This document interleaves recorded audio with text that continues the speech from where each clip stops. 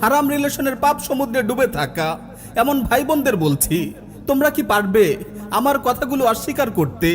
কে আছো এমন যে দাবি করতে পারবে হারাম রিলেশনে মজে থেকে তুমি ইবাদতের স্বাদ পাচ্ছ, নেক আমল করে আনন্দ অনুভব করছো, একের পর এক নেক আমলের প্রতি তোমার অন্তরে আগ্রহ জাগছে?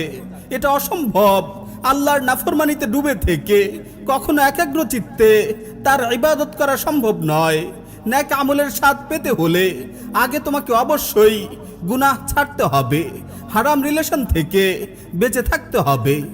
আমার মুসলিম ভাই ও বোন, তুমি যদি প্রেম পরকীয়ার মতো এমন হারাম রিলেশন থেকে বেঁচে থাকতে পারো, তবেই তোমার পক্ষে অন্য অনেক গুনাহ থেকে বেঁচে থাকা সহজ হয়ে যাবে। নেক আমল করে তুমি অপার্থিব স্বাদ পাবে, তোমার মাঝে থাকবে না কোনো হতাশার ছাপ। দিনের জন্য কোরবানি করা তোমার পক্ষে সহজ হবে। সর্বোপরি দয়াময় আল্লাহর সাথে তোমার নৈকট্য অনেক গভীর হবে।